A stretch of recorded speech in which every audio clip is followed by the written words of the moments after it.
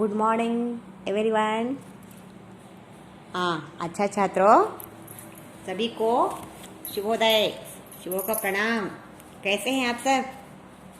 अच्छे हैं ना? आपकी क्लासेस कैसे चल रहे हैं? आप घर में बैठकर पढ़ रहे हैं या घूम रहे हैं? पढ़ रहे होंगे ना? अच्छा छात्रों, मैं पिछली कक्षा में हमारे राष्ट्रीय प्रतीक इस पाठ के बारे में अधिक जानकारी प्राप्त किए थे, यानी राष्ट्रीय ध्वज और राष्ट्रीय चिन्ह, इसके बारे में सिर्फ इन दोनों चिन्ह के बारे में हम जानकारी प्राप्त किए थे। और आगे इस पाठ को आगे पढ़ेंगे, आगे देखेंगे कौन कौन से हमारे राष्ट्रीय प्रतीक हैं अल्वा। मुझे नोडवा। अच्छा छात्रों, आप सभी अपनी अपनी पाठ्य पुस्तक खोलिए। पृष्ठ नंबर 34-35 34-35 ಅಂದರೆ 34-35 open your text book. Open ಮಾಡಿದ್ರಾ? ओके, ಈಗ ನೋಡ್ಕೊಳ್ಳಿ. हम सबसे पहले हमारे राष्ट्रीय प्रतीक के बारे में स्वतंत्रता देश की पहचान कराने वाले चिन्ह राष्ट्रीय प्रतीक कहलाते हैं अल्वा. राष्ट्रीय प्रतीक ಅಂತ ಹೇಳಿದ್ರೆ स्वतंत्र देश, हमारा स्वतंत्र भारत, हमारा देश तो स्वतंत्र हो गया है अल्वा. स्वतंत्र भारत के पहचान कराने वाले चिन्ह को हम राष्ट्रीय प्रतीक कहते हैं अल्वा. फर्स्ट वन राष्ट्रीय ध्वज यानी तिरंगा. हमारा राष्ट्रीय ध्वज में 3 रंग हैं. 3 रंग वाले ध्वज को हम तिरंगा कहते हैं अल्वा. फर्स्ट वन केसरिया यानी जफरान. केसरिया रंग त्याग और वीरता का प्रतीक है. ತ್ಯಾಗ ಮತ್ತು ವೀರತೆಯನ್ನು ಸಾರುತ್ತದೆ. ಅದು ಯಾವ ರಂಗ, ಯಾವ ಕಲರ್? ಕೇಸರಿಯ ಅಲ್ವಾ, ಕೇಸರಿ ಕಲರ್. ಮತ್ತು ಸಫೇದ್ ರಂಗ್, सफेद ಅಂದರೆ वाइट कलर. सफेद रंग शांति और पवित्रता की निशानी है. सफेद रंग शांति और पवित्रता की निशानी है. ವೈಟ್ ಕಲರ್ ನೋಡಿದ್ರೆ ಒಂಥರ ಮನಸ್ಸಿಗೆ ಹಿತ ಅನಿಸುತ್ತೆ ಅಲ್ವಾ. ವೈಟ್ ಹೆಚ್ಚು ಬೆಳಕು ಕಲರ್ ನೋಡಿದ್ರೆ ನಮಗೆ ಮನಸ್ಸಿಗೆ ಶಾಂತಿಯನ್ನು ಕೊಡುತ್ತೆ. ಆ ಕಲರೇ ಹಾಗೆ. ಆ ಕಲರಲ್ಲಿ ನೋಡಿದ ತಕ್ಷಣ ಕಣ್ಣಿಗೆ ತಂಪು ಮತ್ತು ಶಾಂತಿಯನ್ನು ಸೂಚಿಸುತ್ತದೆ ಆ ಕಲರ್. ಯಾವುದು? ವೈಟ್, सफ़ेद कलर, सफ़ेद रंग. सफ़ेद रंग शांति और पवित्रता की निशानी है. और हरा रंग, हरा ಅಂದರೆ ಹಸಿರು. हरा रंग समृद्धि और खुशहाली का प्रतीक है. ಸಮೃದ್ಧಿ ಅಂದರೆ ಸಮೃದ್ಧಿ ಹೊಂದುತ್ತಿರುವ, ಪ್ರಗತಿ ಹೊಂದುತ್ತಿರುವ ರಾಷ್ಟ್ರ ನಮ್ಮದು ದೇಶ. और खुशहाली का प्रतीक है. ನಾವು ಸಂತೋಷವಾಗಿದ್ದೇವೆ ಅಲ್ವಾ. स्वतंत्र भारतीय हम सभी स्वतंत्र भारत के रहने वाले हैं. पहले से आप बिफोर इंडिपेंडेंस ಅಂದರೆ आज़ादी के पहले के दिनों को आपके पहले के दिनों और अब के दिनों को कंपेयर करें तो उसके दो पहले, आज़ादी के पहले और आज़ादी के बाद तुलना करें तो अब हम बहुत खुशहाल और समृद्ध हैं ಅಲ್ವಾ. ನಮ್ಮ ಮುಂದುವರೆಯುತ್ತಿರುವ ರಾಷ್ಟ್ರ. ಫಸ್ಟ್ ನಾವು ಹಿಂದುಳಿದ ದೇಶದವರಾಗಿದ್ವಿ. ಬ್ರಿಟಿಷರ ಕಾಲದಲ್ಲಿ ಹಿಂದುಳಿದ ದೇಶ ನಮ್ಮದು. ಗುಲಾಮಗಿರಿಯಲ್ಲಿದ್ವಿ ಅಲ್ವಾ. ಪರಕೀಯರ ದಬ್ಬಾಳಿಕೆಯಿಂದ ನಾವು ಅವರು ಗುಲಾಮರಾಗಿದ್ವಿ. ಅನೇಕ ಮಹಾತ್ಮರ ಕರುಣೆಯಿಂದ ಅವರ उनके अनेक महात्मा, बड़े बड़े महात्मा के परिश्रम से, उनके बलिदान से, उनके जान की जान पर खेल कर हम सभी को आज़ाद कराए. हमारा देश आज़ाद कराए. हम आज़ाद हिंदुस्तानी हैं अल्वा. ನಾವು ಸ್ವತಂತ್ರ ಭಾರತೀಯರಾಗಿದ್ದೇವೆ. अब बहुत खुशहाल है हम.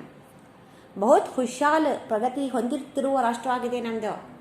ನಾವು ತುಂಬಾ ಸಂತೋಷದಿಂದ ಇದ್ದೇವೆ, ಸ್ವಚ್ಛದಿಂದ ಇದ್ದೇವೆ. ನಮ್ಮಷ್ಟಕ್ಕೆ ನಾವು ನಮ್ಗೆ ಹೇಗೆ ಬೇಕು ಹಾಗಿದ್ದೀವಿ ಅಲ್ವಾ.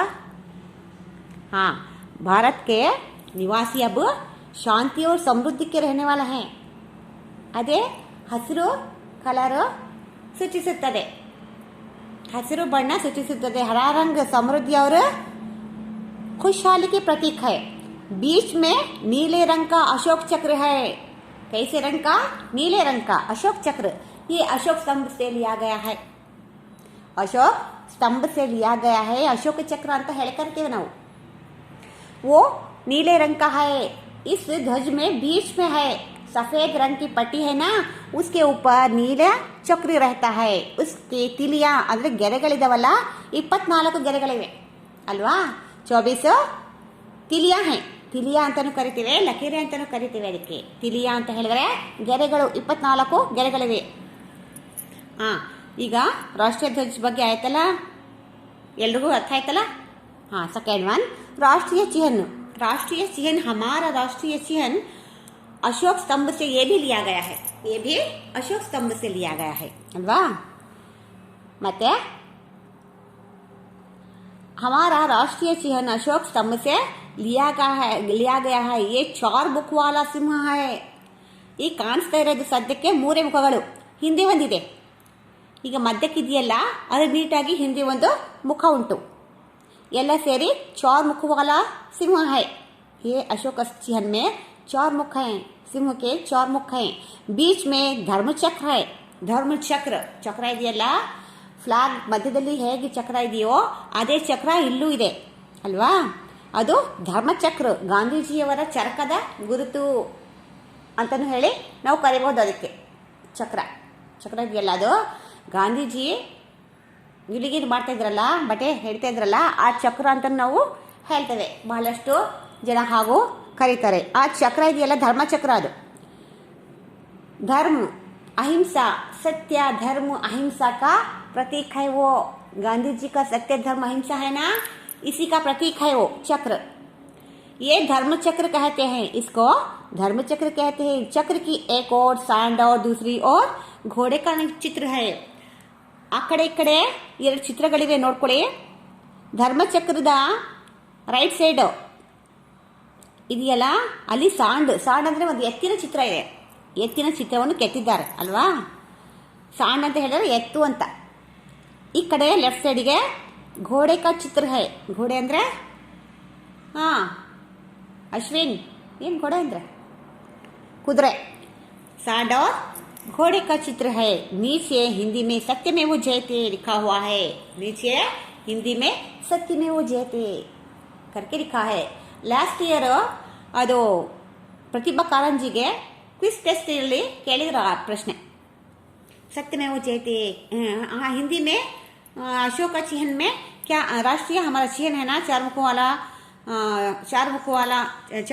वाला शेर उस चिन्ह है ना, उसमें हिंदी में क्या एक कोटेशन है, वो क्या लिख कर है करके बोले थे, पूछे थे वो. और इधर उधर चक्र के इधर उधर कौन से प्राणियां हैं और बीच में क्या लिख कर है करके क्वेश्चन पूछे थे. सांड और घोड़ा, इधर उधर सांड और घोड़ा है. नीचे हिंदी में सत्यमेव जयते लिख रहे ಅಲ್ವಾ. ಎಸ್, ಇಲ್ಲಿವರೆಗೂ ಲಾಸ್ಟ್ ಕ್ಲಾಸಲ್ಲಿ ಆಗಿತ್ತು. ಈಗ ಮುಂದೆ ಹೋಗೋಣ. ರಾಷ್ಟ್ರೀಯ ಗಾನ್. राष्ट्रीय गान नोड़ुआ.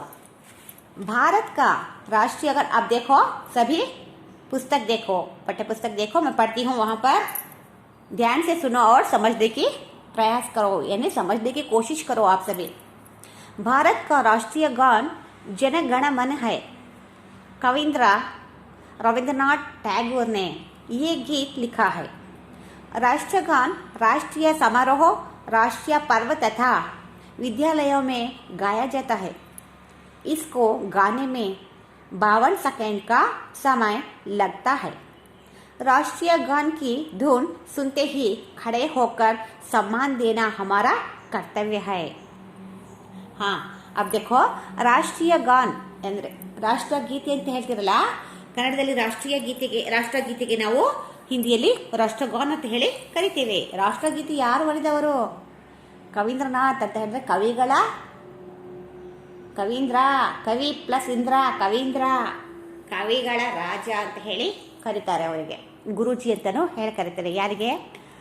ರವೀಂದ್ರನಾಥ್ ಟ್ಯಾಗೂರಿಗೆ ಗುರುದೇವ್ ಅಂತಲೂ ಕರೀತಾರೆ. ಕವೀಂದ್ರ ಅಂತ ಹೇಳಿ ಕವಿಗಳ ರಾಜ ಅಂತ ಕೂಡ ಕರೀತಾರೆ. रविंद्रनाथ टैगोर ने ये गीत लिखा है. ನಮ್ಮ ರಾಷ್ಟ್ರಕವಿ ಗುರುದೇವ್ ರವೀಂದ್ರನಾಥ್ ಟ್ಯಾಗೂರರು ಈ ರಾಷ್ಟ್ರಗೀತೆಯನ್ನು ಬರೆದರು. राष्ट्रगान राष्ट्रीय समारोह, राष्ट्रीय पर्व तथा विद्यालयों में गाया जाता है. ರಾಷ್ಟ್ರಗೀತೆ ಯಾವ್ಯಾವಾಗ ಹಾಡ್ತೀವಿ ನಾವು? ಡೈಲಿ ಹಾಡ್ತೀವಿ ಪ್ರೇಯರಲ್ಲಿ ಅಲ್ವಾ. ಸ್ಕೂಲಲ್ಲಿ LKGಯಿಂದ ಬೇಬಿ ಸಿಟ್ಟಿಂಗಿಂದ ಹಿಡಿದು LKGಯಿಂದ ಹಿಡಿದು ದೊಡ್ಡ ದೊಡ್ಡ ಡಿಗ್ರಿವರೆಗೂ ನಾವು ರಾಷ್ಟ್ರಗೀತೆಯನ್ನು ಹಾಡ್ತೀವಿ. ದೊಡ್ಡ ದೊಡ್ಡ ಸಮಾರೋಹ ಅಂದರೆ ಪ್ರತಿಯೊಂದು ರಾಷ್ಟ್ರೀಯ ಸಮಾರೋಹ, उदाहरण के अनुसार स्वतंत्र दिनाचरण, गणतंत्र दिवस, स्वातंत्र्य दिवस, हाँ, नवंबर 1 कन्नड़ राज्योत्सव, गांधी जयंती, हाँ, शिक्षक का दिन, बच्चों का दिन, यानी अनेक राष्ट्रीय त्योहार, राष्ट्रीय ಸಮಾರೋಹ ಅಂದರೆ ಸಮಾರಂಭಗಳು. ರಾಷ್ಟ್ರೀಯ ಸಮಾರೋಹ ಅಂದರೆ ಇವೆಲ್ಲ ದಿನಗಳಿವೆ, ಎಲ್ಲ ಸ್ಪೆಷಲ್ ಡೇಸ್. ಅದಕ್ಕೆ ನಾವು ರಾಷ್ಟ್ರೀಯ ಸಮಾರೋಹ ಅಂತ ಹೇಳಿ ಕರಿತೀವಿ. ಆವಾಗ ಇದು ರಾಷ್ಟ್ರಗೀತೆಯನ್ನು ಹಾಡ್ತೀವಿ. ಬಡೆ ಬಡೆ ವಿದ್ಯಾಲಯ ಮೇ ಯೂನಿವರ್ಸಿಟಿಯಲ್ಲಿ ಕೂಡ ಹಾಡ್ತಾರೆ ಅಲ್ವಾ. बड़े बड़े स्कूलों में, बड़े बड़े कॉलेजेस में, यूनिवर्सिटियों में सभी गाते हैं इस राष्ट्रगान को. ये राष्ट्रगान 52 ಸೆಕೆಂಡ್ಗಳಲ್ಲಿ ಹಾಡಬೇಕು. ಇದನ್ನು 52 ಸೆಕೆಂಡ್ಗಳಲ್ಲಿ ಹಾಡಬೇಕು. ಸೆಕೆಂಡ್ ಕಾ ಸಮಯ ಲಗ್ತಾ ಹೈ. ಇದು ಹಾಡ್ಲಿಕ್ಕೆ ಶುರು ಮಾಡಿದರೆ ಕರೆಕ್ಟ್ 52 ನಿಮಿಷದಲ್ಲಿ ಹಾಡಬೇಕು ಅಂತ ಹೇಳಿ ರೂಲ್ಸ್ ಇದೆ. ಎಲ್ಲರೂ ನೀವು ಅಷ್ಟೇ ಸಮಯದಲ್ಲಿ ಹಾಡೋದು ಕಲಿಬೇಕು ಅಲ್ವಾ. ಹಾಂ, ಮತ್ತೆ ರಾಷ್ಟ್ರಗಾನ್ ಕಿ ಧುನ್ ಸುನ್ತೆ ಹಿ ಖಡೆ ಹೋಕರ್ ಸಮ್ಮಾನ್ ದೇನಾ ಹಮಾರಾ ಕರ್ತವ್ಯ ಹೈ.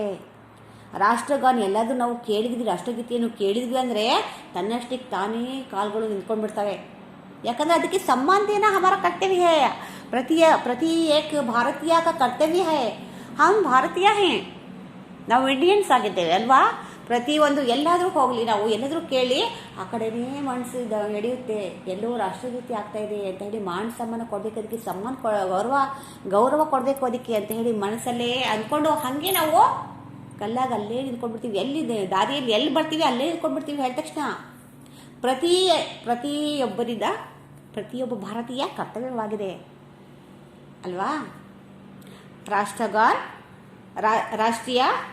राष्ट्रीय गान सुनते ही खड़े होकर उसको सम्मान देना हर एक भारतीयों का कर्तव्य है अल्वा. हाँ, ओके, ಗೊತ್ತಾಯ್ತಾ राष्ट्रगान के बारे में. आप देखो राष्ट्रीय प्राणी, हमारा राष्ट्रीय प्राणी पहले सिंह था. ಮೊದಲೇ ನಮ್ಮ ರಾಷ್ಟ್ರೀಯ ಪ್ರಾಣಿ ಏನಾಗಿತ್ತು? ಯಾವುದಾಗಿತ್ತು? ಸಿಂಹ ಇತ್ತು ಅಲ್ವಾ. ಯಾಕೋ ಈಗ ಇತ್ತೀಚೆಗೆ ಭಾರಿ ಸೋಮಾರಿತನ, ಅದಕ್ಕೆ ಯಾವಾಗ ನೋಡಿದ್ರು ಆವಾಗಲೇ ಬರೇ ಮಲಗೋದು. ಅದಕ್ಕೆ ನೋಡಿ ಜನ ಬೇಸತ್ತು ಹೋಗಿ ಸಿಂಹ ಲಾಯಕ್ಕಿಲ್ಲ, ರಾಷ್ಟ್ರೀಯ ಪ್ರಾಣಿ ಆಗಲಿಕ್ಕೆ ಲಾಯಕ್ಕಿಲ್ಲ, ಇದು ಸೂಟಬಲ್ ಅನಿಮಲ್ ಅಲ್ಲ ಇದು ಅಂತ ಹೇಳಿ ಅದಕ್ಕೆ ಕ್ಯಾನ್ಸಲ್ ಮಾಡಿಬಿಟ್ಟು ಹುಲಿಯನ್ನು ತಗೊಂಡ್ವಿ. ಕ್ರೂರವಾದ ಪ್ರಾಣಿಗಳಲ್ಲಿ ಹುಲಿ, ಚಿರತೆ, ಹುಲಿಯನ್ನು ನಾವು ರಾಷ್ಟ್ರೀಯ ಪ್ರಾಣಿಗಳನ್ನಾಗಿ ತಗೊಂಡ್ವಿ ಅಲ್ವಾ.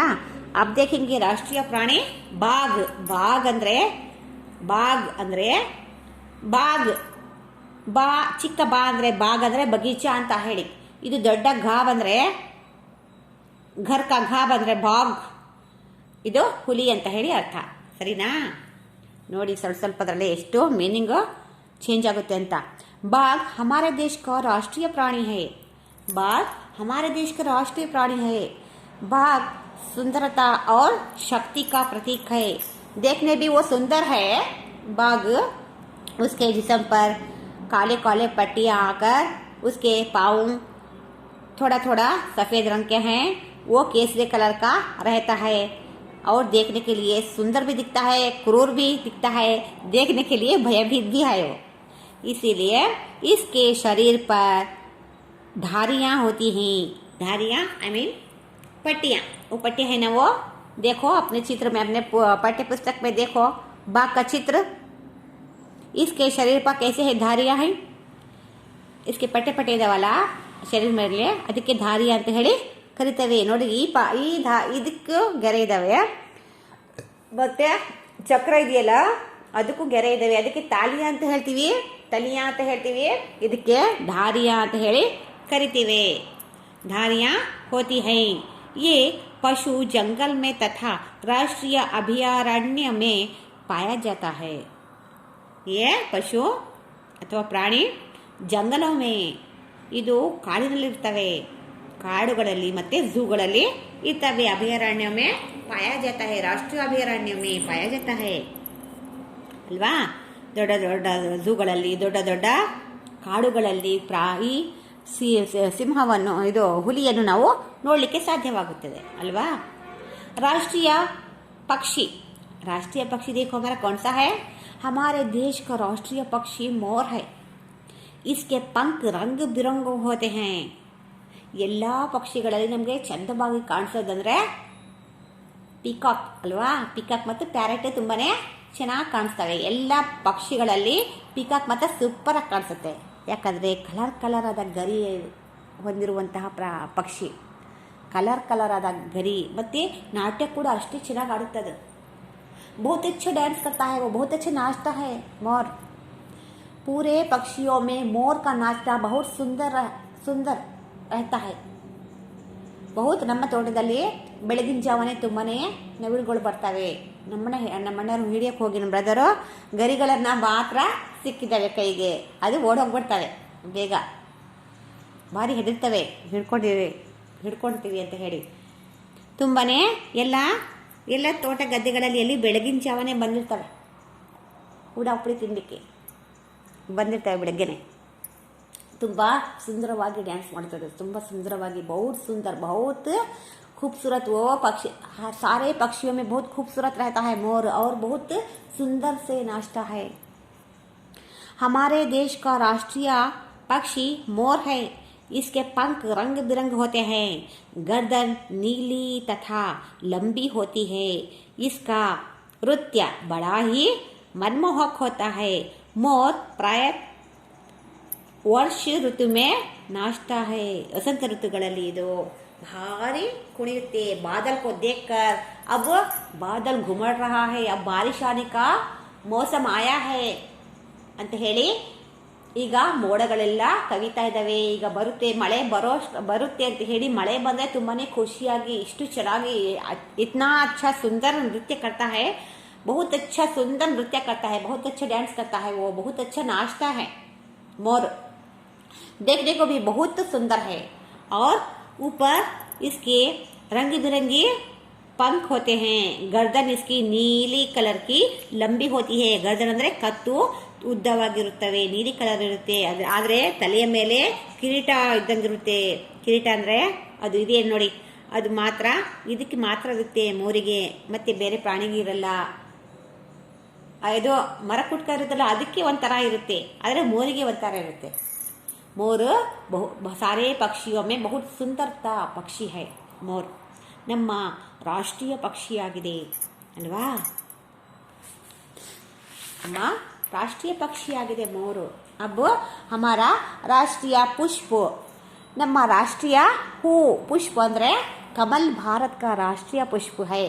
ಕಮಲದ ಹೂ ನಮ್ಮ ರಾಷ್ಟ್ರೀಯ ಪುಷ್ಪವಾಗಿದೆ। ಎಲ್ಲ ಪುಷ್ಪಗಳಲ್ಲಿ ಕಿಂಗ್ ಆಫ್ ದ ಫ್ಲವರ್ ಯಾವುದು? Rose king of the flower ಅಲ್ವಾ। ಆದರೂ ಕೂಡ ಗುಲಾಬಿಯನ್ನು ನಾವು ರಾಷ್ಟ್ರೀಯ पुष्प नहीं बुला सकते हैं। राष्ट्रीय पुष्प केवल कमल के फूल को ही हम राष्ट्रीय पुष्प कहते हैं। कमल भारत का राष्ट्रीय पुष्प है। ये सत्य और पवित्रता का प्रतीक है। एक कमल के फूल में दो तरह के होते हैं, एक वाइट और एक पिंक कलर का, एक गुलाबी कलर का, एक सफ़ेद कलर का होता है। ऊपर इसके पत्ते रहते हैं ये पानी में, और कमल तालाबों और झीलों के कीचड़ में खिलते हैं। ಕೆಸರಲ್ಲಿ ಕಮಲ ಅರಳುವ ಹಾಗೆ ಅಂತ ಹೇಳ್ತೀವಲ್ಲ, ದೊಡ್ಡವರು ಹೇಳ್ತಾರಲ್ಲ, ಹಾಗೆ ಅದು ಕೆಸರಲ್ಲೂ ಮತ್ತು झीलों में और कीचड़ में पिकते हैं, रहते हैं वो कमल के फूल। तो अंदर उनके बेड़ा रहते हैं, ಎಲ್ಲ ತಾಲಾಬೋ ಮೇ, ಕೆರೆಗಳ ಮೇಲೆ, ಕೆರೆಗಳಲ್ಲಿ ಅದು ಅರಳಿರ್ತವೆ, ಒಳಗಡೆ ಎಲ್ಲ ಬಳ್ಳಿಗಳು ಹಬ್ಬಿರ್ತವೆ, ಮತ್ತು ಹೊರಗಡೆ ಮಾತ್ರ ನೀರಲ್ಲಿ ನಮಗೆ ಕಮಲದ ಹೂ ಕಾಣಿಸ್ತಾ ಇರುತ್ತೆ ಅಲ್ವಾ। ಹಂಗೆ ಸೈಡಿಗೆ ಹೋಗಿ ಮುರ್ಕೋಬೋದು ನಾವು। ಒಳಗೆ ಹೋದರೆ ಆ ಬೇಲಿ ಇದು ಬಳ್ಳಿ ಎಳ್ಕೊಂಡ್ಬಿಡ್ತವೆ ಒಳಗಡೆ. ಅದಕ್ಕೆ ಒಳಗೆ ಹೋಗ್ದಂಗೆ ಹೀಗೆ ಹೊರಗಡೆನೇ ನಿಂತ್ಕೊಂಡು ಹಾಗೆ ಮುಕ್ಕೋಬೇಕು ಅದನ್ನು. देखने को बहुत सुंदर आते हैं, बहुत सुंदरता है, सुंदरता पवित्रता और सत्य का प्रतीक है कमल का फूल. सफ़ेद और गुलाबी कलर पिंक ಮತ್ತು ವೈಟ್ ಕಲರ್ 2 ಕಲರ್ಸ್ ನೋಡ್ಬೋದು ಅದರಲ್ಲಿ ನಾವು. इसकी जड़ें पानी के नीचे होती है. ನಾ ಹೇಳಿಲ್ವಾ ಇದರ ಬೇರು ಇದರ ಬಳ್ಳಿಯಲ್ಲಿ ಅರಳಿರ್ತವೆ. इसकी जड़ें ಬೇರು ಪಾನಿಗೆ ನೀಚೆ ಪಾನಿಯ ನೀರಿನ ಒಳಗಿರುತ್ತೆ. पत्ते और पुष्प ऊपर होते हैं. पत्ते और पुष्प कवल के फूल के पत्ते ಎಲೆಗಳು ಮತ್ತು ಪುಷ್ಪ ಕವಲ್ ಕಾ ಫೂಲ್ ಆ ಹೂ ಮತ್ತು ಅದರ ಎಲೆಗಳು ಮಾತ್ರ ನೀರಿನ ಮೇಲೆ ತೇಲ್ತಾ ಇರ್ತವೆ. ಒಳಗೆ ಅದರ ಜಡೆ ಅದ್ರ ಬುಡ ಒಳಗಿರುತ್ತೆ. ये सभी चिन्ह देश की स्वतंत्रता, एकता और गौरव को प्रदर्शित करते हैं. इनका सम्मान करना हमारा कर्तव्य है. ये सभी चिन्ह हमारे देश की स्वतंत्रता, एकता और गौरव का प्रतीक है. स्वतंत्रता, एकता का गौरव का प्रतीक है ये सब चिन्ह. इनका सम्मान करना हमारा कर्तव्य है. यानी प्रति एक भारतीय का कर्तव्य है. राष्ट्रीय चिन्ह के बारे में हम गौरव देना सभी हर एक भारतीय का प्रतीक है अल्वा. भारतीय का कर्तव्य है. आप सभी को मालूम हुआ हमारे राष्ट्रीय प्रतीक के बारे में. हमारे राष्ट्रीय प्रतीक के बारे में, हमारे राष्ट्रीय चिन्हों के बारे में आप सभी को अच्छी अधिक जानकारी प्राप्त हासिल हुई है करके मैं समझती हूँ. आप सभी को समझ में आया क्या? आप सभी को मैं प्रश्न उत्तर लिखाकर हर दिन प्रश्न उत्तर पूछती हूँ. आप सभी मुझे फोन के जरिए ही प्रश्न उत्तर बोलना चाहिए. सही ना? यस. ऑनलाइन में ही मुझे फोन के जरिए प्रश्न उत्तर बोलना और नोट्स हर दिन चेक करूँगी. हर नोट्स भी कंप्लीट रहना चाहिए. ओके? यस. हर दिन 2-2 पेज हैंड राइटिंग लिख कर लाओ. 2-2 पेज हैंड राइटिंग अच्छे से.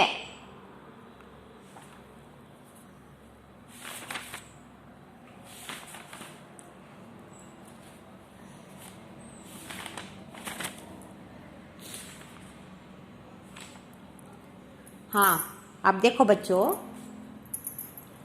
रसोई घर पेज नंबर 41 ओपन हुआ टेक्स्ट बुक. पेज नंबर 41 खोलो. 41 पुष्ट नंबर 41 खोलो. रसोई घर. रसोई ಅಂದರೆ ಅಡಿಗೆ. ರಸೋಯಿ ಅಂದರೆ ಅಡಿಗೆ. ರಸೋಯಿ ಘರ್ ಅಂದರೆ ಅಡಿಗೆ ಮನೆ. ರಸೋಯಿ ಅಂದರೆ ಅಡಿಗೆ, ರಸೋಯಿ ಘರ್ ಅಂದರೆ ಅಡಿಗೆ ಮನೆ ಅಲ್ವಾ? हाँ, ನೋಡುವ. छात्र इस कविता के द्वारा, इस कविता के लिखने वाले लेखक का तो पता ही नहीं. चंद कविता के लेखक के नाम अपने आप सभी को मालूम कराते हैं. चंद कवियाँ पीछे से ही काणद कई अंतवಲ್ಲ अंतरला हागे हमारा नाम कुछ हम दूसरों को बताना हम नहीं चाहते. सिर्फ हम साहित्यकार है, सिर्फ लिखते हैं, हमारा नाम कुछ बताना नहीं चाहते हैं ಅಂತ ಹೇಳಿ ಅವರು ಅವರ ಹೆಸರನ್ನು ತೋರಿಸಲಿಕ್ಕೆ ಹೋಗಲ್ಲ. हाँ, छात्र इस कविता के द्वारा रसोई में प्रयुक्त कुछ वास्तवों के हिंदी शब्दों के प्रयोग से परिचित होंगे. हाँ, ये ನೋಡಿ, रसोई घर का आशय क्या है? छात्र इस कविता में रसोई घर में होने वाले हर चीज़ों का हिंदी में कैसा बुलाते हैं. ಅಡುಗೆ ಮನೆಯಲ್ಲಿರುವಂತಹ ಎಲ್ಲ ಪದಾರ್ಥಗಳಿಗೆ ಎಲ್ಲ ಅಡುಗೆ ಮನೆಯಲ್ಲಿ ಇದು ಸಾಮಾನು ಇರುತ್ತಲ್ಲ, ಅಡುಗೆ ಮಾಡುವ ಸಾಮಾನು, ಅದು ಪಾತ್ರೆ, ಪ್ಲೇಟು, ಅದೆಲ್ಲ ಗ್ಲಾಸು, ಅದೆಲ್ಲ ಅದಕ್ಕೆ ಹಿಂದಿಯಲ್ಲಿ ಏನು ಹೇಳ್ತಾರೆ ಅಂತ ಹೇಳಿ ಈ ಕವಿತೆಯಿಂದ ನಮಗೆ ತಿಳಿಯಲು ಸಾಧ್ಯವಾಗುತ್ತದೆ. ನೋಡಿ, आज रसोई घर की खिड़की मुन्ना मुन्नी खोल रहे हैं. आज रसोई घर की खिड़की मुन्ना मुन्नी खोल रहे हैं। अंदर देखा चकला बेलन चाकू छलनी बोल रहे हैं। आज रसोई घर की खिड़की मुन्ना मुन्नी खोल रहे हैं। अंदर देखा चलका बेलन चाकू छलनी बोल रहे हैं। मैं चाकू सब्जी फल काटूं, टुकड़ा टुकड़ा सबको बांटूं। गाजर मूली प्याज टमाटर छिलो काटो रखो सजा कर। मैं चाकू सब्जी फल काटूं, टुकड़ा टुकड़ा सबको बांटूं। गाजर मूली प्याज टमाटर छिलो काटो रखो सजा कर। गोल चांद सी हूँ मैं थाली, गोल चांद सी हूँ मैं थाली, बच सकती हूँ बनकर ताली। मुझ में रोटी सब्जी डाली और सभी ने झटपट खा ली। गोल चांद सी हूँ मैं थाली, बच सकती हूँ बनकर ताली। मुझ में रोटी सब्जी डाली और सभी ने झटपट खा ली। देखो, आज रसोई घर की खिड़की मुन्ना मुन्नी खोल रहे हैं। ಇವತ್ತು ರಸೋಯಿ ಘರ್ ಕಿ ಖಿಡ್ಕಿ, ರಸೋಯಿ ಘರ್ ಅಂದ್ರೆ ಅಡಿಗೆ ಮನೆಯ ಕಿಟಕಿಯನ್ನು Munna Munni name of the children's Munna Munni. ಚಿಟ್ಟು ಚಿನ್ನು ಗುಡ್ಡು ಅಂತ ಹೇಳಿ ಪ್ರೀತಿಯಿಂದ ಕರಿತೀವಲ್ಲ ನಾವು, ಅದೇ ಥರ ಮುನ್ನಾ ಮುನ್ನಿ ಅಂತ ಹೇಳಿ ನಮ್ದ್ರಲ್ಲಿ ಕರೀತಾರೆ. ಬೇಬಿ, ಮುನ್ನಾ ಮುನ್ನಿ, ಚಿಕ್ಕು, ಗುಡ್ಡು ಅಂತ ಹೇಳಿ ನಮ್ದ್ರಲ್ಲಿ ಕರೀತಾರೆ. ಪಿಂಕಿ ಹಾಗೆ ಜಾಸ್ತಿ ಮುನ್ನಾ ಮುನ್ನಿ ಅಂತ ಹೇಳಿ ಕರಿತೀವಿ. आज रसोई घर की खिड़की मुन्ना मुन्नी खोल रहे हैं. अंदर देखा चलका बेलन चाकू छलनी ಬೋಲ್ ರಹೆ ಹೇ. ಅಂದರೆ ಇವತ್ತು ಮುನ್ನಾ ಮುನ್ನಿ ಕಿಟಕಿಯ ಬಾಗಿಲನ್ನು ತೆರೆದವು. ಅಲ್ಲಿ ಮುನ್ನಾ ಮುನ್ನಿ ಖೋಲ್ ರಹೆ ಹೇ. ಅಂದರ್ ದೇಖಾ ಚಲ್ಕಾ ಬೇಲನ್ ಚಾಕು ಛಲ್ನಿ ಬೋಲ್ ರಹೆ ಹೇ. ಆಗ ನೋಡಿದಾಗ ಚಲ್ಕಾ ಬೇಲನ್ ಅಂದರೆ ಚಪಾತಿ ಮಾಡ್ತೀವಲ್ಲ ಮಣೆ, ಅದನ್ನು ಬೇಲನ್ ಅಂದರೆ ಲತೋಡಿ, ಲತೋಡಿಗೆ ಬೇಲನ್ ಅಂತ ಹೇಳಿ ಕರಿತೇವೆ. ಲತೋಡಿ ಮತ್ತು ಮಣೆ ಇರುತ್ತಲ್ಲ, ಚಪಾತಿ ಮಾಡುವ ಬೇಲನ್ ಚಲ್ಕಾ ಬೇಲನ್ ಅಂದರೆ ಆ ಮಣೆನೂ ಲತೋಡಿಗೆ ಚಲ್ಕಾ ಬೇಲನ್ ಅಂತ ಹೇಳಿ ಕರಿತೇವೆ. ಚಾಕು ಛಲ್ನಿ ಬೋಲ್ ರಹೆ ಹೇ. ಚಾಕು ಮತ್ತೆ ಛಲ್ನಿ ಅಂದರೆ ಆಲೂಗಡ್ಡೆ ಸಿರಿತೀವಲ್ಲ ಅದು ಛಲ್ನಿ ಅಂತ ಹೇಳಿ ಕರಿತೀವಿ. ಅದಕ್ಕೆ ಚಾಕು ಅಂದರೆ ನೈಫು, ಚಾಕುಗೆ ಚಾಕುನಿ ಅಂತೀವಲ್ಲ. ಚಾಕು ಛಲ್ನಿ ಬೋಲ್ ರಹೆ. ಅವೆಲ್ಲ ಮಾತಾಡ್ತಾ ಇದ್ದಾವೆ. ಏನು ಮಾತಾಡ್ತಾ ಇದ್ದಾವೆ ನೋಡೋಣ. ಮೈ ಚಾಕು ಸಬ್ಜಿ ಫಲ್ ಕಾಂಟು ಟುಕುಡಾ ಟುಕುಡಾ ಸಬ್ಕೋ ಬಾಟು. ನಾನು ಚಾಕು, ನನ್ನಿಂದನೇ ಎಲ್ಲ, ನಾನು ಇಲ್ದರೆ ಏನು ನಡೆಯಲ್ಲ, ಎಲ್ಲದಕ್ಕೂ ನಾನೇ ಕಟ್ ಮಾಡಬೇಕು. ಸಬ್ಜಿಯಾ ಅಂದರೆ ತರಕಾರಿ ಕಟ್ ಮಾಡ್ತೇನೆ. ಮತ್ತು ಫ್ರೂಟ್ ಎಲ್ಲ ನಾನು ಕಟ್ ಮಾಡ್ತೇನೆ. ನನ್ನಿಂದನೇ ಕಟ್ ಮಾಡಬೇಕು. ನನ್ನಿಂದ ಕಟ್ ಮಾಡಿ ಟುಕುಡಾ ಟುಕುಡಾ ಸಬ್ಕೋ ಬಾಟು, ಪೀಸ್ ಆಗಿ ಮಾಡಿ ಎಲ್ರಿಗೂ ಹಂಚುತ್ತೇನೆ. ನನ್ನಿಂದಲೇ ಕಟ್ ಮಾಡಿ ಎಲ್ರಿಗೂ ಹಂಚೋದು. ಗಾಜರ್ ಮೂಲಿ ಪ್ಯಾಸ್ ಟಮಾಟರ್ छिलो काटो रखो सजाकर. ಗಾಜರ್, ಗಜ್ರಿ, ಮೂಲಂಗಿ, ಪ್ಯಾಸ್ ಟಮಾಟರ್, ಆಲೂಗಡ್ಡೆ, ಇದು ಈರುಳ್ಳಿ, ಟಮಾಟೆ ಹಣ್ಣು ಎಲ್ಲ ನನ್ನಿಂದ ಒಂದು ಸುಂದರವಾಗಿ ಕಟ್ ಮಾಡಿ ಚಿಲೋ ಕಾಟೋ ರಖೋ ಸಜಾಕರ್, ಒಂದು ಪ್ಲೇಟಲ್ಲಿ ನನಗೆ ಅಲಂಕರಿಸಿ ಇಡ್ರಿ. ನೋಡಿ, ಸ್ಟೈಲಿಂದ ಕಟ್ ಮಾಡ್ತೀವಿ ನಾವು. ಪ್ಯಾಸ್ ಅಂದರೆ ಆನಿಯನ್ ಅಂದರೆ ಈರುಳ್ಳಿ ಆಗಲಿ, ಮತ್ತು ಟಮಾಟೆ ಹಣ್ಣಾಗಲಿ, ಗಾಜರ್, ಮೂಲಿ ಎಲ್ಲ ಸ್ಟೈಲಿಂದ ನನಗೆ ನನ್ನಿಂದ ಕಟ್ ಮಾಡಿ ಒಂದು ಪ್ಲೇಟಲ್ಲಿ ಅಲಂಕರಿಸಿ ಇಡ್ತಾರೆ. ನನ್ನಿಂದನೇ ಕಟ್ ಮಾಡೋದು, ನಾನಿದ್ರೆ ಏನಿಲ್ಲ ಅಡುಗೆ ಮನೆಯಲ್ಲಿ ಅಂತ ಹೇಳಿ ಜಂಬ ಕೊಚ್ಕೊಳ್ತಾ ಇದೆ ಇದು. ಚಿಲೋ ಕಾಟೋ ರಖೋ ಸಜಾಕರ್. ಅದೆಲ್ಲ ಕ್ಲೀನ್ ಮಾಡಿಕೊಂಡು ನನ್ನಿಂದನೇ ಕಟ್ ಮಾಡಿ ಒಂದು ಪ್ಲೇಟ್ ತಗೊಂಡು ಅಲಂಕೃತವಾಗಿ ಜೋಡಿಸಿ ಚೆನ್ನಾಗೆ ಶೋಗಿಡಿ ಅಂತ ಹೇಳ್ತಾ ಇದೆ. ಗೋಲ್ ಚಾಂದಿಸಿ ಹೂಮೈ ಥಾಲಿ. ಹೌದಾ, ನೀನೇನಾ ದೊಡ್ಡೋಳು? ನಾನಿದ್ದೀನಿ ಇಲ್ಲಿ. ಗೋಲ್ ಚಾಂದ್ ಜೈಸಿ ಥಾಲಿ, ನಾನು ಪ್ಲೇಟು, ತಟ್ಟೆ. ನಾನು ಗೋಲ್ ಚಾಂದಕ್ಕೆ ಜೈಸಿ ಚಂದ್ರ ಅಂತೆ ದುಂಡಗಿದ್ದೀನಿ ನಾನು. ಗೋಲ್ ಚಾಂದಿಸಿ ಹೂಮೈ ಥಾಲಿ, ನಾನು ಪ್ಲೇಟು, ಗೋಲ್ ದುಂಡಗಿ ಚಂದ್ರ ಇದ್ದಂಗಿದ್ದೀನಿ ನಾನು. ಬಚ್ ಸಕ್ತಿ ಹೂ ಬನ್ಕರ್ ಥಾಲಿ. ಒಂದೊಂದು ಟೈಮಲ್ಲಿ ತಮಟೆ ಬಡಿಯೋಕೆ ನನಗೆ ಉಪಯೋಗಿಸ್ತಾರೆ. ಲೇಟ್ ಆಗಿದ್ರೆ ನಮಗೆ ಊಟಕ್ಕೆ ಕೊಡಿ ಅಂತ ಹೇಳಿ ಪ್ಲೇಟಿಗೆ ಹೀಗೆ ಬಡಿಯಲ್ವಾ, ಒಂದು ಕೋಲ್ ತಗೊಂಡು ಅಥವಾ ಲತೋಡಿ ತಗೊಂಡು ಹಿಂಗೆ ಬಡಿತಾರೆ. ಇದು ಟೈಮ್ ಆಯಿತು ಅಂತ ಹೇಳಿ ಬೆಲ್ ಹೊಡೆದಂಗೆ ಹೊಡಿತೀವಿ ನಾವು. ಟೈಮ್ ಆಯಿತು ಎಲ್ಲರೂ ಊಟಕ್ಕೆ ಬನ್ನಿ ಅಂತ ಹೇಳಿ ನಾನು ಹೊಡಿತೀನಿ ಮನೇಲಿ. ಮುಜ್ಮೆ ರೋಟಿ ಸಬ್ಜಿ ಡಾಲಿ ಅವ್ರ ಸಭೀನೇ ಝಟ್ಪಟ್ ಖಾಲಿ. ನಾನಿದ್ರೆ ನಾನು ಪ್ಲೇಟು ದುಂಡಿಗೆ ಚಂದ್ರ ಇದ್ದಂಗಿದ್ದೀನಿ. ನಾನು ಇಲ್ಲದ್ರೆ ಏನೂ ಇಲ್ಲ, ನಾನು ಇಲ್ಲದಿದ್ದರೆ ಏನೂ ಸಹ ಇಲ್ಲ. ನನ್ನಲ್ಲಿ ರೋಟಿ ಸಬ್ಜಿ ಡಾಲಿ, ನನ್ನಲ್ಲಿ ಅನ್ನ ಹಾಕ್ತಾರೆ, ರೊಟ್ಟಿ ಹಾಕ್ತಾರೆ, ಸಬ್ಜಿಯ ಅಂದರೆ ತರಹ ತರಹದ ಪಲ್ಯವನ್ನು ಹಾಕ್ತಾರೆ. ಅವ್ರ ಸಭೀನೇ ಝಟ್ಪಟ್ ಖಾಲಿ, ಅವ್ರು ಎಲ್ಲರೂ ಕೂತ್ಕೊಂಡು ಲಘು ಲಘುನೇ ತಿನ್ಬಿಡ್ತಾರೆ. ನನ್ನಲ್ಲೇ ಎಲ್ಲ ಊಟದ ಪದಾರ್ಥವನ್ನು ಎಲ್ಲ ನನ್ನರಲ್ಲೇ ಹಾಕ್ಕೊಂಡು ಎಲ್ಲರೂ ಝಟ್ಪಟ್ ಬೇಗ ಬೇಗನೆ ಲಘು ಲಘುವಾಗಿ ತಿನ್ಬಿಡ್ತಾರೆ. ನಾನು ನೋಡೋಕ್ಕೆ ಸುಂದರವಾಗಿ ದುಂಡಗೆ ಚಂದ್ರನಂತಿದ್ದೇನೆ. ನನ್ನಲ್ಲಿ ರೊಟ್ಟಿ ಅನ್ನ ಸಾರು ತರಹದ ಪಲ್ಯಗಳನ್ನೆಲ್ಲ ಹಾಕ್ಕೊಂಡು ನನ್ನಲ್ಲೇ ಝಟ್ಪಟ್ಟು ತಿನ್ಬಿಡ್ತವೆ, ಲಘು ಲಘುನೇ ತಿನ್ಬಿಡ್ತವೆ. ನಾನು ಹೇಳಿದ್ರೆ ಏನೂ ಇಲ್ಲ, ಮತ್ತೆ ತೊಳೆದು ಇಟ್ಬಿಡ್ತಾರೆ. ನೋಡಲಿಕ್ಕೆ ನಾನು ಹೇಗಿದ್ದೀನಿ ಗೊತ್ತಾ? ಚಂದ್ರ ನನಗೆ ದುಂಡಿಗೆ ಅಷ್ಟು ಸುಂದರವಾಗಿದೆ. ನಾನು ಹೇಳಿದ್ರೆ ಏನೂ ಇಲ್ಲ, ನೀನು ಒಬ್ಬಳೇ ಅಲ್ಲ ಇಲ್ಲಿ ದುಡಿತಾ ಇರೋದು, ನಾನು ಕೂಡ ಇಲ್ಲಿ ನಿನ್ನಂದರೆ ಅಲ್ಲ ಎಲ್ಲ ಆಗ್ತಾ ಇರೋದು, ನನ್ನಿಂದನೂ ಕೂಡ ಅಂತ ಹೇಳಿ ಇವೆಲ್ಲ ತನ್ನಷ್ಟಕ್ಕೆ ತಾವು ತಮ್ಮಿಂದ ಆಗುವಂತಹ ಪ್ರಯೋಗಗಳನ್ನು ತಮ್ಮಿಂದ ಆಗುವಂತಹ ಉಪಯೋಗಗಳನ್ನು ಹೇಳಿಕೊಳ್ತಾ ಇದ್ದಾವೆ. ನಾನು ಚಾಕು ನನ್ನಿಂದ ಎಲ್ಲ ಕಟ್ ಮಾಡಿ ಆಪಲ್ ಆಗಲಿ ಎಲ್ಲ ತರಹದ ಫ್ರೂಟ್ ಆಗಲಿ ನನ್ನಿಂದ ಕಟ್ ಮಾಡ್ತಾರೆ. ಮತ್ತು ತರಕಾರಿ ಆಗಲಿ ನನ್ನಿಂದ ಕಟ್ ಮಾಡಿ ಸುಂದರವಾಗಿ ಒಂದು ಪ್ಲೇಟಲ್ಲಿ ತೊಗೊಂಡು ಜೋಡಿಸ್ತಾರೆ. ನಾನು ಚಲ್ಕಾ ಬೇಲನ್ನು ಲಟ್ಟಣಿಗೆ ಮತ್ತು ಮಣೆ ನಾನಿದ್ರೆ ಚಪಾತಿನೇ ಆಗಂಗಿಲ್ಲ. ಚಪಾತಿ ಪ್ರೆಸ್ ಬಂದಿದೆ ಈಗ, ಆದರೂ ಕೂಡ ಎಲ್ಲರೂ ತೊಗೊಳಕ್ಕೆ ಸಾಧ್ಯನೇ? ಅದು ಬಡವ್ರು ತೊಗೋತಾರೆ ಅಷ್ಟಕ್ಕೊಂದು ದುಡ್ಡು ತೊಗೊಂಡು. ಇಲ್ಲ, ನಾನು ಅನಾದಿ ಕಾಲದಿಂದಲೂ ಇದ್ದೇನೆ. ನಾನು ಚಪಾತಿ ಉದ್ದಕ್ಕೆ ನಾನೇ ಬೇಕಿಲ್ಲಿ ಅಂತ ಹೇಳಿ ಇವು ಮಾತಾಡ್ತಾ ಇದ್ದಾವೆ. ಚಲ್ಕ ಮತ್ತು ಬೇಲನ್ ಅಂದರೆ ಚಪಾತಿ ಮಾಡುವ ಮಣೆ ಮತ್ತು ಲತೋಡಿ ಲಟ್ಟಣಿಗೆ ಅಂತ ಹೇಳ್ತಾರೆ, ಲತೋಡಿ ಅಂತ ಹೇಳ್ತಾರೆ.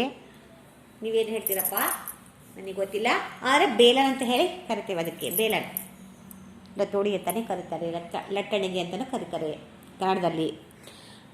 ಚಲ್ಕ ಅಂದರೆ ಚಪಾತಿ ಉದ್ದುವ, ರೊಟ್ಟಿ ಹಾಕುವ ಅಥವಾ ಚಪಾತಿ ಉದ್ದುವ ಮಣೆ ಅಲ್ವಾ, ಅದಕ್ಕೆ ಚಲ್ಕ ಬೇಲನ್. ನನ್ನಿಂದನೇ ಎಲ್ಲ, ನಾನು ಇಲ್ಲದ್ರೆ ಏನಿಲ್ಲ, ನನ್ನಿಂದ ರೊಟ್ಟಿ ಮಾಡ್ತಾರೆ ಚಪಾತಿ ಮಾಡ್ತಾರೆ ಅಂತ ಚಲ್ಕ ಬೇಲನ್ ಹೇಳ್ತಾ ಇದ್ದಾವೆ. ಚಾಕು ಅಂತೂ ನನ್ನಿಂದ ಎಲ್ಲ ಕಟ್ ಮಾಡಿ, ನನ್ನಿಂದ ಫ್ರೂಟ್ ಆಗಲಿ ವೆಜಿಟೇಬಲ್ ಆಗಲಿ ಎಲ್ಲ ನನ್ನಿಂದ ಕಟ್ ಮಾಡಿ, ತರಕಾರಿ ಆಗಲಿ ಫಲ ಆಗಲಿ ನನ್ನಿಂದ ಕಟ್ ಮಾಡಿ ಎಲ್ಲ ನನ್ನಿಂದನೇ ಸುಂದರವಾಗಿ ತಟ್ಟೆಯಲ್ಲಿ ಜೋಡಿಸಿ ಶೋಗಿಡ್ತಾರೆ. ನಾನು ಇದ್ರೆ ಏನಿಲ್ಲ, ನಾನು ಕೂಡ ಅಷ್ಟೇ. ನಾನು ಫಸ್ಟು ಕೆರೆಯೋಕ್ಕೆ ಇದು ಛಲ್ಲಿ ಅಂತ ಹೇಳಿದ್ರೆ ಆಲೂಗಡ್ಡೆ ಆಗಲಿ ಹೀರೆಕಾಯಿ ಆಗಲಿ ಎಲ್ಲ ಗಜ್ರಿ ಆಗಲಿ ಮೇಲಿಂದ ಸಿಪ್ಪಿ ತೆಗಿತೀವಲ್ಲ, ಅದು ಚಿಲ್ಲಿ ಅಂತ ಹೇಳ್ತೇವೆ. ಅದಕ್ಕೆ ಛಲ್ಲಿ ನಾನು ಕೂಡ ಅಷ್ಟೇ. ನನ್ನಿಂದಲೇ ಅದೆಲ್ಲ ಅದಿಲ್ಲದ್ರೆ ಸ್ಪೂನ್ ತಗೋತಾರೆ ಒಬ್ಬೊಬ್ಬರು. ಆದರೂ ಕೂಡ ಇದನ್ನೇ ಎಲ್ಲರೂ ಯೂಸ್ ಮಾಡ್ತಾರೆ. ಪ್ರತಿಯೊಂದು ಇನ್ಸ್ಟ್ರೂಮೆಂಟ್ಸ್ ಇದಾವಲ್ಲ, ಪ್ರತಿಯೊಂದು ಸಾಮಾನಿದಾವಲ್ಲ, ಎಲ್ಲದಕ್ಕೂ ಯೂಸ್ ಆಗುತ್ತೆ ಅಂತ ಹೇಳಿ ತನ್ನಷ್ಟಕ್ಕೆ ತಾನು ಹೇಳ್ಕೊಳ್ತಾ ಇದ್ದಾವೆ. ಆದರೆ ಲಾಸ್ಟಿಗೆ ನಾನು ಪ್ಲೇಟು ತಟ್ಟೆ ಚಂದ್ರನಂದಿ ದುಂಡಗಿದ್ದೀನಿ. ನನ್ನಲ್ಲಿ ಎಲ್ಲ ತರಹದ ಭೋಜನಗಳು ಎಲ್ಲ ಹಾಕ್ಕೊಂಡು ನನ್ನಲ್ಲೇ ಜಿಟಪಟ ತಿಂತಾರೆ. ಚಪ್ಪಲಿಸುವಂತಹ ಅಡುಗೆಯನ್ನು ಮಾಡಿ ನನ್ನಲ್ಲೇ ಬಡಿಸ್ಕೊಂಡು ತಿಂತಾರೆ. ಪ್ರತಿಯೊಬ್ಬರಿಗೂ ನಾನೇ ಬೇಕು. ನಾನು ಹೇಗಿದ್ದೀನಿ ಗೊತ್ತಾ? ದುಂಡಗೆ ಚಂದ್ರನಂತೆ ಸುಂದರವಾಗಿದ್ದೇನೆ ಅಂತ ಹೇಳಿ ಆ ತಟ್ಟೆಯನ್ನು ಹೇಳ್ತಾ ಇದೆ ಅಲ್ವಾ. आप सभी मैं कितने पाठ कराती हूँ वो सभी भी दो बार घर में बैठकर पढ़ो, दो बार टेक्स्ट बुक लेकर घर में बैठकर पढ़ो. आज रसोई घर की खिड़की मुन्ना मुन्नी खोल रहे हैं. अंदर देखा चलका बेलन चाकू छल्ली बोल रहे हैं. मैं चाकू सब्जी फल काटूं, टुकड़ा टुकड़ा सबको बांटूं. गाजर मूली प्याज टमाटर छिलो काटो रखो सजाकर. गोल चंद सी हूँ मैं थाली, बस सकती हूँ बनकर ताली. इसमें रोटी सब्जी डाली और सभी ने झटपट खा ली. ಅಲ್ವಾ? ಇಷ್ಟು ಚೆನ್ನಾಗಿದೆಯಲ್ಲ ರಸೋಯಿ ಘರ್. ಇವೆಲ್ಲ ಸಾಮಾನು ಉಳ್ಳುವಂತಹ ರಸೋಯಿ ಘರ್, ಅಡುಗೆ ಮನೆ.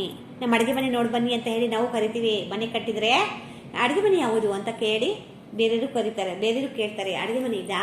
ಅಡುಗೆ ಮನೆ. ಯಾಕಂದರೆ ಹೆಣ್ಮಕ್ಳು ಜಾಸ್ತಿ ಅಡುಗೆ ಮನೆಯಲ್ಲೇ ಇರ್ತಾರಲ್ಲ. ಅಡುಗೆ ಮನೆ ಸುಂದರವಾಗಿ ಅಲಂಕರಿಸಲಾಗಿರುತ್ತದೆ.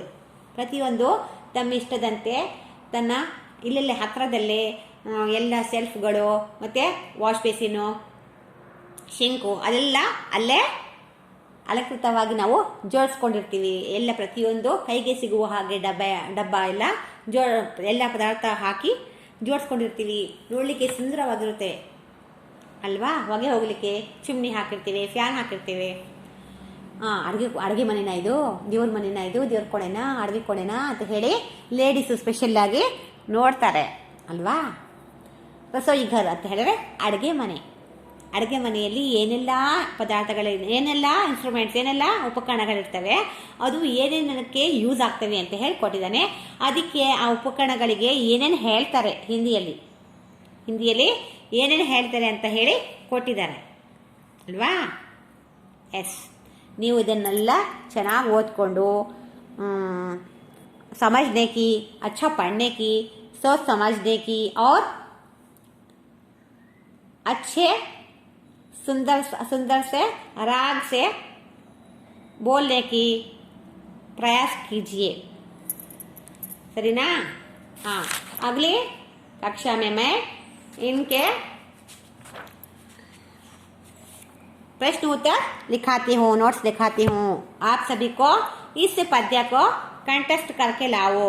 वही आप सभी को घर पर काम. ओके ना? यस. आप सभी को धन्यवाद.